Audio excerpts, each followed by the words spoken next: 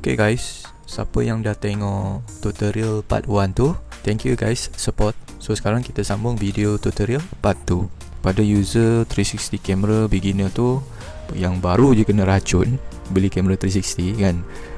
Lebih-lebih lagi kalau korang guna kamera Insta360, tak kisahlah 1X ke 1R ke Insta360 Go ke. Okay, ni tutorial untuk korang.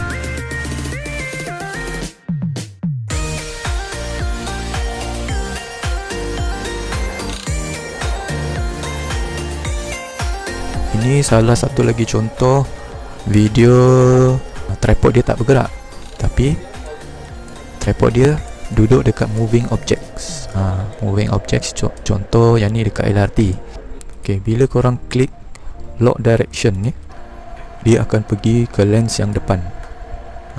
Maknanya kalau train tu dia belok ke kanan, dia pun akan ikut. Cuba korang tengok, dia akan ikut. So korang tak perlu nak reframe lah. Nampak dia akan ikut. Dia akan ikut ke kanan.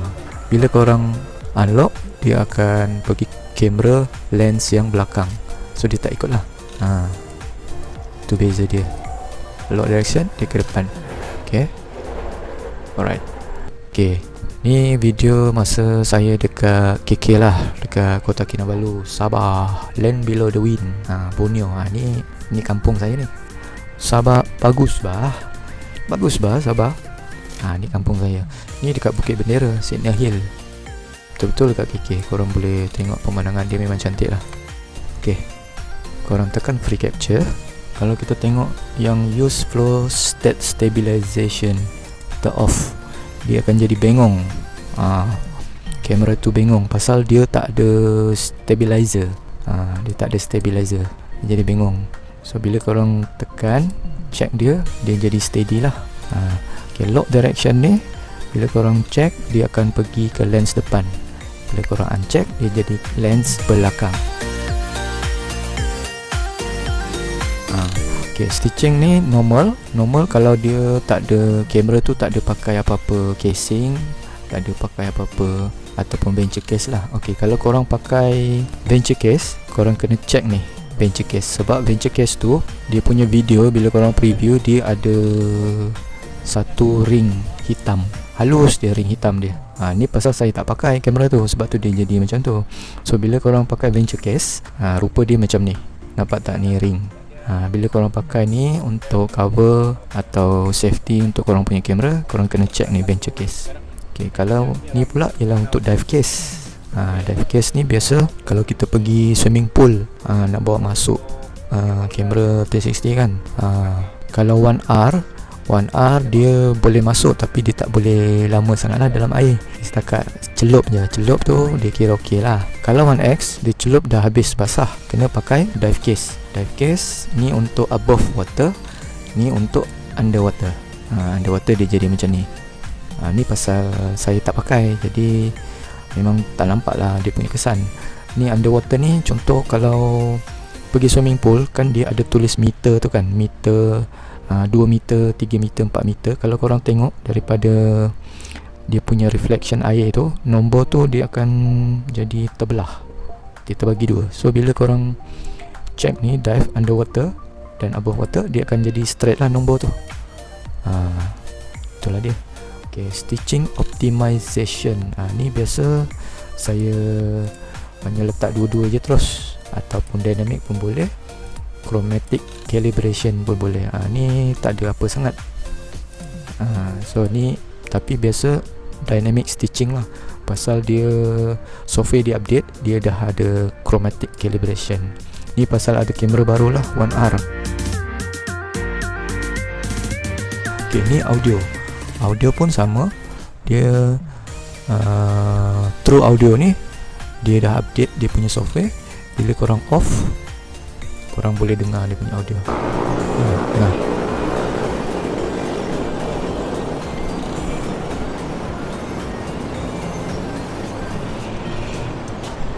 kan. Okay, kalau vocal enhancement, okay. Ni vocal enhancement. Kalau ada siapa-siapa yang bercakap tu, dia akan sharpkan lagi dia punya sound. Okay, background noise reduction. background noise reduction, dia akan reducekan sound ataupun audio yang ada dekat belakang tu. Tapi yang selalu saya pakai ialah off saja. Kita nak ambil dia punya keseluruhan sound.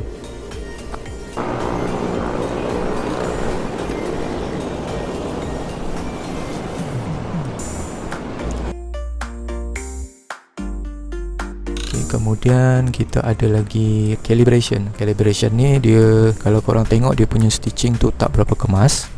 Korang just tekan stitching calibration lah, dia akan stitching balik. Maknanya apa tu stitching? Stitching tu ialah dia punya sambungan lens yang depan dan lens belakang, dia punya lining. So ni tak ada apa sangat lah. Okay, logo setting, use Nadir logo. Okay, ni saya dah ada buat tutorial pasal Nadir logo. Korang boleh check dekat links description. Okay, pada yang baru masuk ni, saya terangkanlah Nadir logo ni dia macam korang punya watermark atau signature. Bila contoh, bila korang klik, dia akan muncul dekat korang punya kaki tripod. Macam tu. Nampak tak? Mana je kaki tripod korang pergi, dekat situ lah korang punya logo tu akan keluar. Yang paling sesuai guna Nadir logo ni kalau tripod tu dia static, dia tak bergerak. Kan? Okay, tripod yang tak bergerak tu maksud saya bila korang ambil gambar 360 panoramic, korang letak kamera dekat tripod kan. So tripod tu dia static, dia tak bergerak. Okay, saya ada contoh dekat sini. Yang ni ialah gambar 360 panoramic dekat galeri kereta api Sabah. Okay, galeri ni dia letak kereta api lama lah, kereta api zaman North Borneo Railway dulu-dulu. Nadir logo ni actually korang boleh tukar. Korang just tekan change. Okay, untuk nak tukar Nadir logo ni, dia punya format ialah PNG. Kalau nak tahu lagi lanjut, korang tengoklah saya punya tutorial pasal Nadir logo. Ni salah satu contoh lah.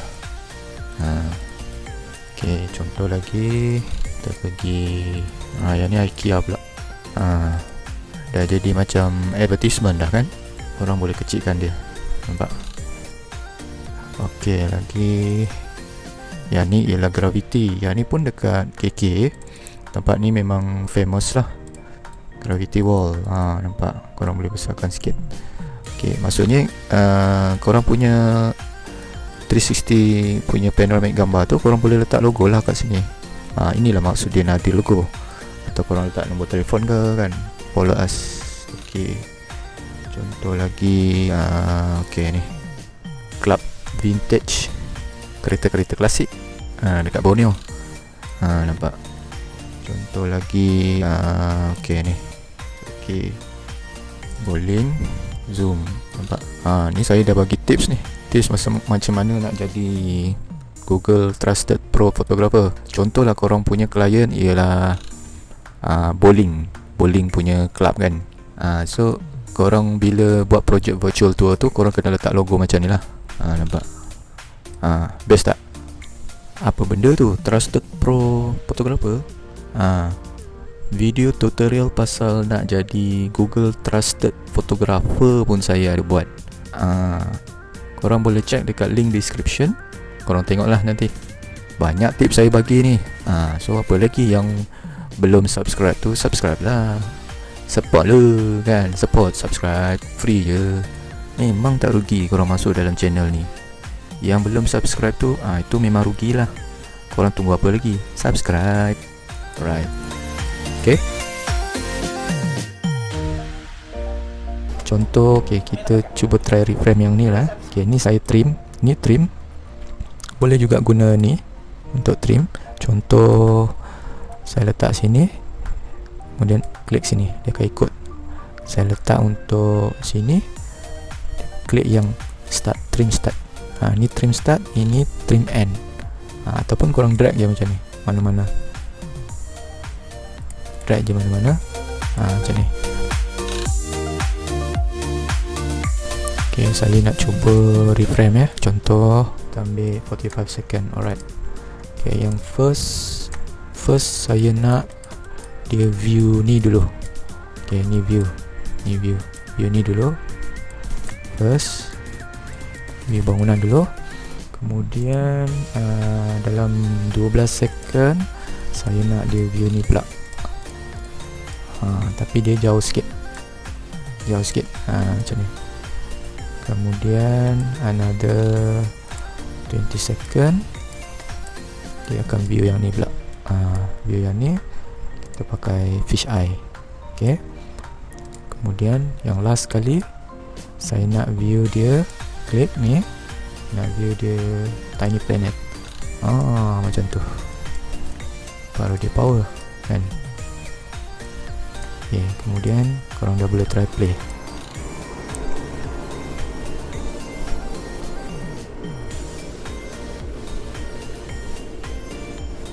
Okay, dia masuk keyframe yang kedua.